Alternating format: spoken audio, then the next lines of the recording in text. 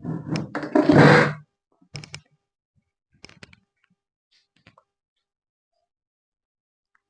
My dear student, welcome to math class. Student, आज का topic है जी घन और घनाभ। इस टॉपिक पे वीडियो बना रहे हैं। देखिए, आज का क्वेश्चन है, एक दीवार की लंबाई, चौड़ाई और ऊंचाई 30 मीटर और 2 मीटर और 15 मीटर है। तो एक ईंट की लंबाई 30 सेंटीमीटर, 15 सेंटीमीटर और 10 सेंटीमीटर है। तो दीवार बनाने के लिए कितनी ईंटें चाहिए? तो जी, दीवार की जो लंबाई है वो 30 है, चौड़ाई 2 है और ऊंचाई 15 है ना।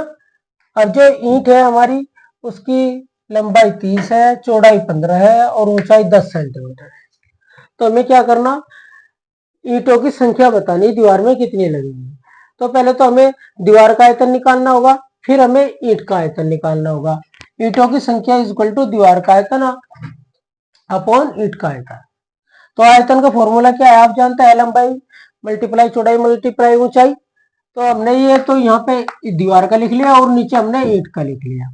ठीक है जी। हमने एक जीरो से एक जीरो काट दी और इस जीरो से यह जीरो काट दिया। हमारे पास यहाँ 15 बचा और 15 से हमने 15 काट दिया।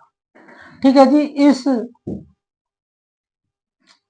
अब हमने 3 से इसे काट दिया, 3000 को 1000 आ गया और 1000 की मल्टीप्लाई 200 में कर दी, तो हमारे पास आ गया 2 लाख, है ना। 2 लाख ईंटें लगेंगी इसमें।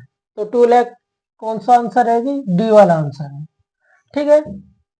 अब एक त्रिभुज है जिसकी विमाएं 3, 5 और 7 के अनुपात में है और उसका परिमाप 60 सेंटीमीटर है ना स्टूडेंट। तो उसमें तो भुजाएं सेंटीमीटर में ज्ञात कीजिए। तो मान लिया हमने उसकी भुजा x है, तो एक 3x होगी, एक 5x होगी, एक 7x होगी। इन सबको जोड़ दिया तो 15x आ गया। परिमाप कितना है उसका? 60 सेंटीमीटर।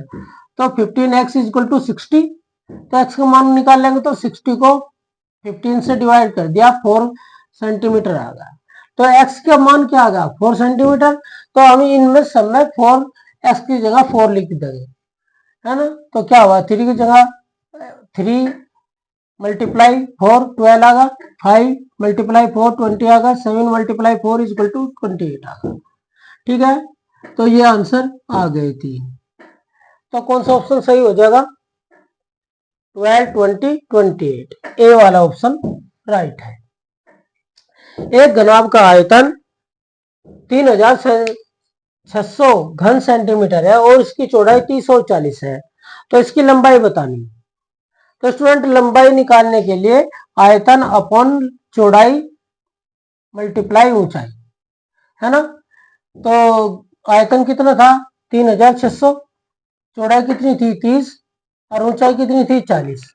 तो एक जीरो से एक जीरो काट दी, एक जीरो से एक जीरो काट दी, है ना।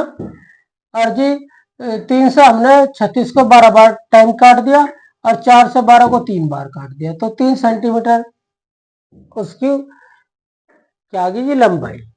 तो इसका ऑप्शन है डी वाला। ओके स्टूडेंट, अब question number 4।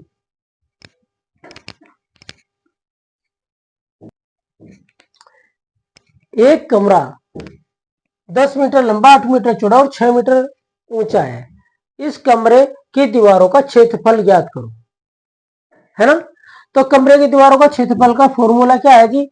2l plus B multiply height, यानी कि लंबाई प्लस चौड़ाई मल्टीप्लाई ऊंचाई इंटू 2। तो एल कितनी थी हमारी? 10 और चौड़ाई कितनी थी हमारी? 8। तो पहले इन दोनों को जोड़ लेंगे, 18 आएगा। 18 की 2 के साथ मल्टीप्लाई कर देंगे, 18 दूनी 36 और 36 की 6 में कर देंगे, 216 मीटर आ गया आंसर।